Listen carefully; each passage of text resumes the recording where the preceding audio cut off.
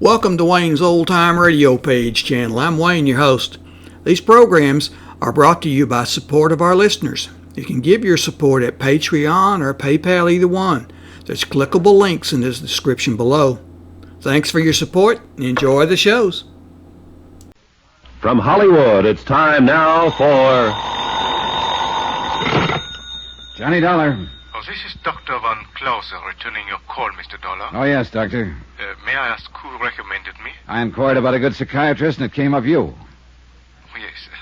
Well, the first step is usually an office appointment for a preliminary chat. That's what I had in mind. Today? My schedule is quite full.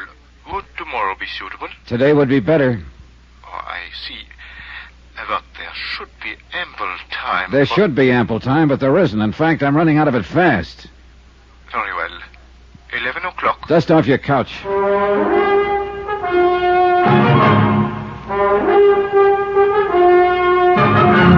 Tonight and every weekday night, Bob Bailey in the transcribed adventures of the man with the action-packed expense account, America's fabulous freelance insurance investigator. Yours truly, Johnny Dollar.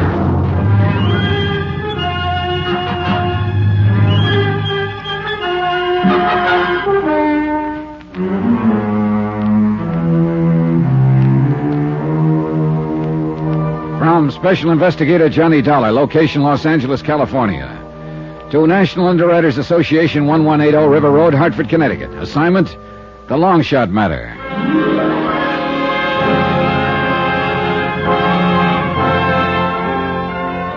Johnny Dollar, hypochondriac, complete with assorted medical advisors. I needed one of them before I even got down to the lobby of my hotel. It was the house medic, that's item 5, $5, who'd patched me up yesterday after a thug had worked me over in the hotel garage. Now came checkup time, and the doctor was a fusser, and he disapproved of me. Hold still now, hold still. Yeah, but that's my head you're digging into. I wouldn't have to if somebody else hadn't split it open. There. Hey. Well, looks a little better. Yeah, well, don't sound so enthusiastic. Walking into a wall. It's the best I could think of at the moment. Likely story. Hold still now. I want to redress that wound on the other side. Hold still. Temper. Funny, he was working on the outside of my head, but it was the inside that ached most. There were reasons, lots of them. Like the murder of a sick old woman the same day I'd arrived, and the anonymous note that had warned of it. Like the victim's husband and an ex-convict accusing each other of committing the crime. It was a rough one, real rough, because the picture kept changing from minute to minute, and my company was on the hook for $100,000. At 11 o'clock, I sat across the desk from Dr. Hans Van Clausen, psychiatrist, in his Beverly Hills office. He was small, spectacled, and charmingly Viennese. More important, he was the analyst who was treating Dr. Palmsquist, the murdered woman's son. Now, Mr. Dollar. Afraid I owe you an apology, Doctor. I deceived you a little bit. I'm not exactly here as a patient. Oh, everyone finds it difficult to begin, Mr. Dollar.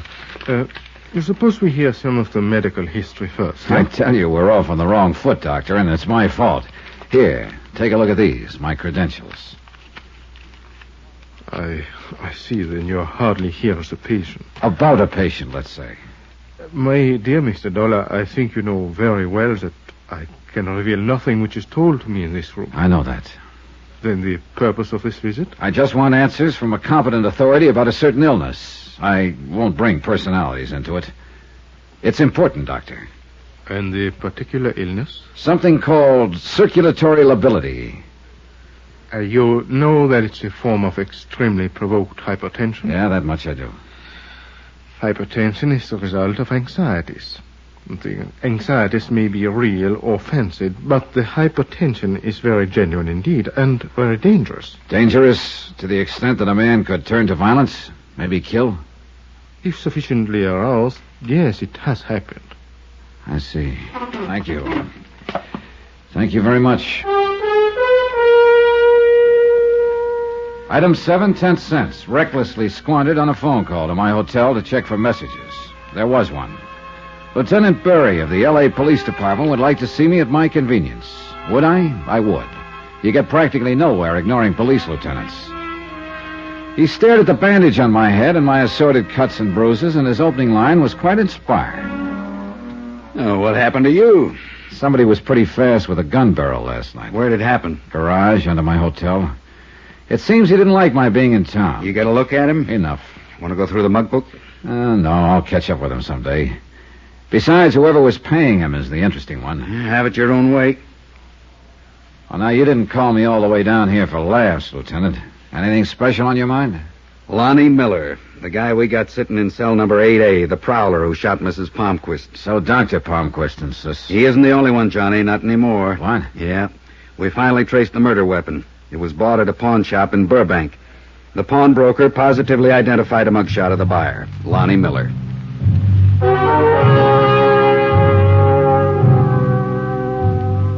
Police identification evidence is a pretty tough thing to ignore. But I was still what the lieutenant called a hard sale. It wasn't stubbornness, simply the fact that I'm very large for motivation. It can be as wild, as woolly as they come, but it's got to be there somewhere.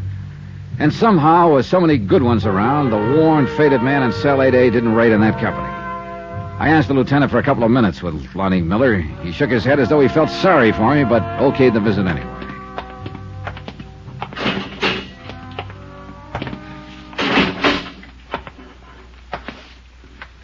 Miller?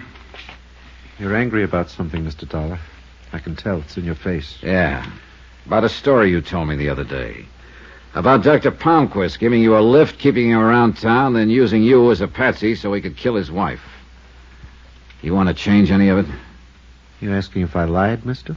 Is that it? That's it. Yes, it figured to be like this sooner or later. Goodbye, mister. Come on, Miller, talk to me. Lie? Think I'd lie to the only man who even looked like he believed me? You still haven't answered. Mister, don't you think I know I haven't got a chance? That I'm dead? I don't even care anymore. But I didn't lie. Not one word. A Burbank pawnbroker says you did. Says you bought the murder gun from him. I've never even been in Burbank, I swear to you. How could I have bought the gun? He identified a picture of you. Says you showed your driver's license as identification. Where is your license, Miller? In my wallet, downstairs. They took everything when they booked me. Mr. Dollar? Tell it to me all over again, Miller, from the minute Dr. Palmsquist gave you the lift. Step by step, every single detail. Tell it to me.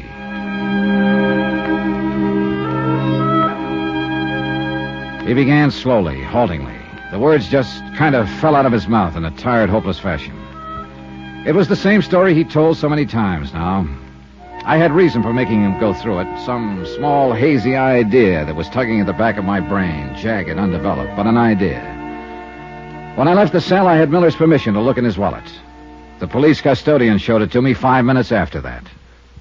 The license wasn't there. Expense account item 8, 10 cents, an L.A. newspaper, 3 days old. One which played up the Palmsquist killing big, contained pictures of both Dr. Palmsquist, grieving husband, and Lonnie Miller, suspected killer. Purpose? To be used in backtracking. The drive down to Long Beach could have been pleasant. Sun, ocean, a relaxing type day, but not for me. Not with what was going on inside my head. Even the soft breeze coming in off the Pacific couldn't sweep the pieces together for me. Sure, for a few seconds, everything would make sense. Then, a moment later, some small fact would make the whole theory collapse. I knew one thing, though. If this whole deal was a frame, it was a great one, a work of art, something to be admired, provided your name was neither Lonnie Miller or National Underwriters. About 6 miles this side of Long Beach, I found what I was looking for, the little tacos joint where Miller claimed he and Dr. Palmsquist had stopped for coffee.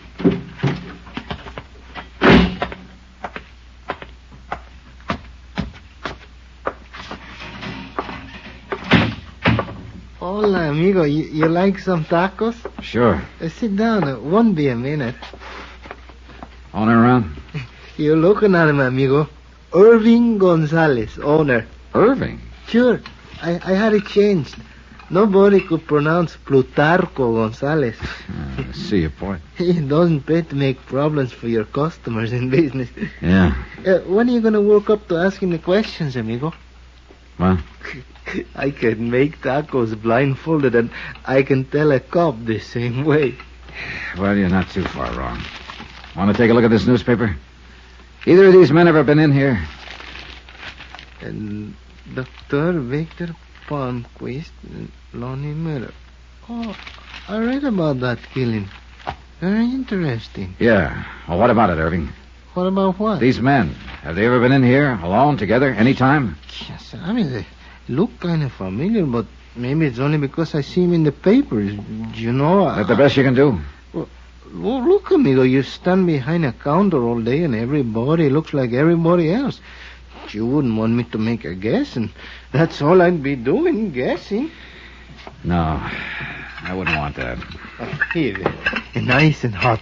Eat your tacos, amigo. Thanks anyway. I'll skip them this time. Here. You know something?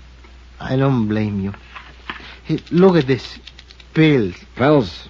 Pills. I eat them by the dozen. Do you know why, amigo? Tacos. There's this about the racket. You try, you strike out, you can't waste time thinking about it. You get on to the next step. The step? Laura Considine, Dr. Palmquist's lovely alibi the night of his wife's death. Her house was only a few miles out of Long Beach. It seemed logical to head for it.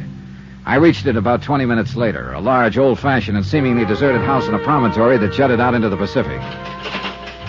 Strikeout number 2, the hostile iron fence that circled it made its point. Keep out. So I did. Trespassing applies to everyone.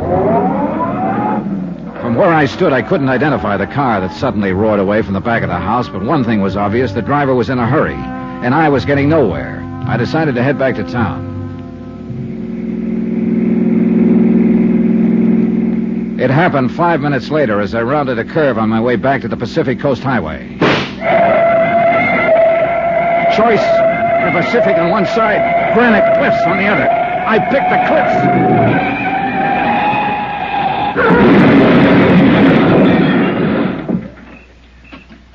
Funny what your mind does at moments like that. I remember looking at the mashed inside of the car and wondering which company carried the insurance policy. Then I thought of how good a marksman a man must be to pick off a tire from any of those cliffs. And then I remembered still another thing. Hadn't I been told about someone who was a great shot, who made it a rule to hunt 2 months out of the year no matter how busy he was? Sure. A highly respected citizen named Dr. Victor Palmsquist.